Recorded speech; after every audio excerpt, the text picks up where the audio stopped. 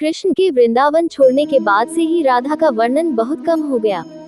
राधा और कृष्ण जब आखिरी बार मिले थे तो राधा ने कृष्ण से कहा था कि भले ही वो उनसे दूर जा रहे हैं, लेकिन मन से कृष्ण हमेशा उनके साथ ही रहेंगे। इसके बाद कृष्ण मथुरा गए और कंस और बाकी राक्षसों को मारने का अपना काम पूरा किया। इसके बाद प्रजा की रक्षा के लिए कृष्ण द्वारका चले गए और द्वारकाधीश के नाम से लोकप्रिय हुए। जब कृष्ण वृंदावन से निकल गए तब राधा की जिंदगी ने अलग ही मोड़ ले लिया था। राधा की शादी एक यादव से हो गई। राधा ने अपने दाम्पत्य जीवन की सारी रस्में निभाई और बूढ़ी हुई, लेकिन उनका मन तब भी कृष्ण के लिए समर्पित था। राधा ने पत्नी के तौर पर अपने सारे कर्तव्य पूरे किए। दूसरी तरफ श्री कृष्ण ने अपने दैवीय कर्तव्य निभाए। सारे कर्तव्यों से मुक्त होने के बाद राधा आखिरी बार अपने प्रियतम कृष्ण से मिलने गयी।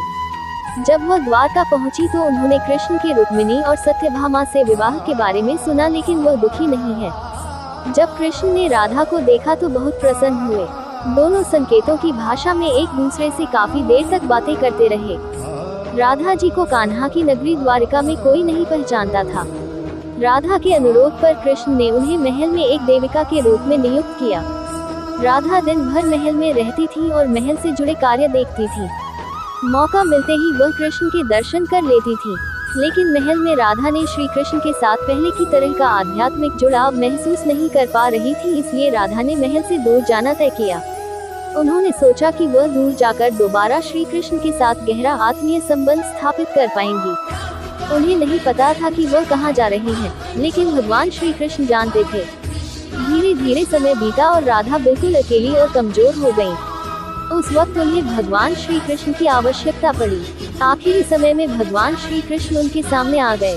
कृष्ण ने राधा से कहा कि वह उनसे कुछ मांगे, लेकिन राधा ने मना कर दिया।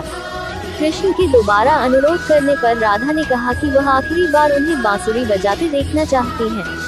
श्री कृष्ण ने बांसुरी ली और बेहद सुरीली धुन में बजाने लगे। श्री कृष्ण ने दिन रात बांसुरी बजाई, जब तक राधा आध्यात्मिक रूप से कृष्ण में विलीन नहीं हो गयी। बांसुरी की धुन सुनते सुनते राधा ने अपने शरीर का त्याग कर दिया।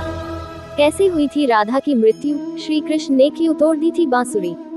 हालांकि भगवान कृष्ण जानते थे कि उनका प्रेम अमर है, बावजूद वे राधा की मृत्यु को बर्दाश्त नहीं कर सके।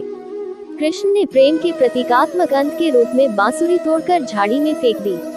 उसके बाद से